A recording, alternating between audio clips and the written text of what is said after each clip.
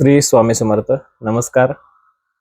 20 मार्च 2026 वार आहे शुक्रवार. या दिवशी आपल्या स्वामींचा प्रकट दिन असून या प्रकट दिना दिवशी सकाळी स्वामींचे पूजन करत असताना आपली अंघोळ झाल्यानंतर नवीन वस्त्र धारण करून स्वामींच्या पूजनाची सर्व तयारी करून घ्यायची आहे. त्यानंतर आपला पूजेचा जो तांब्या असतो त्याच्यामध्ये पाणी घ्यायचं आहे. पाणी घेऊन त्याच्यामध्ये अक्षदा, फूल व्हायचं आहे आणि तुळशीचा डहाळा त्याच्यामध्ये घालायचा आहे आणि त्याच्यामध्ये हळदी कुंकू व्हायचं आहे आणि त्याच्यावरती आपला हात अशा पद्धतीने ठेवायचा आहे. ठेवल्यानंतर 11 वेळेला श्री स्वामी समर्थ, श्री स्वामी समर्थ, श्री स्वामी समर्थ असं 11 वेळेला जप करायचा आहे आणि कळीपंच पात्रामध्ये ते पाणी घ्यायचं आहे आणि पहिल्यांदा ते पाणी 11 वेळेला स्वामी समर्थांच्या मूर्तीवरती व्हायचं आहे. त्यानंतर दूध व्हायचं आहे.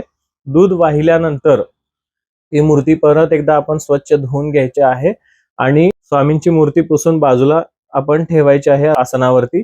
आणि त्यानंतर त्या ताम्हणामध्ये जे पाणी आहे ते ताम्हणामधील पाण्यामधून 1 चमचा ते पाणी जे आहे, पंचगव्य मिलन म्हटलं जातं त्याला, तर ते पाणी आपल्या त्या तांब्यामध्ये घ्यायचं आहे. परत जे पूजेचं पाणी झालेलं आहे ते पाणी तांब्यामध्ये परत घ्यायचं आहे आणि त्या ताम्हणामध्ये जे स्वामींचं जे मूर्ती ठेवलेलं ताम्हण आहे त्या ताम्हणामध्ये गोमूत्र थोडंसं एकत्र करायचं आहे आणि ते पाणी फुलानं सगळ्या घरामध्ये आपल्या वास्तूमध्ये शिंपडून घ्यायचं आहे.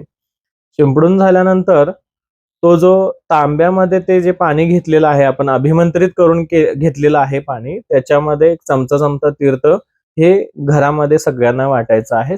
असं केल्याने स्वामींची कृपादृष्टी आपल्यावरती व आपल्या परिवारावरती अखंड राहते. धन्यवाद. श्री स्वामी समर्थ.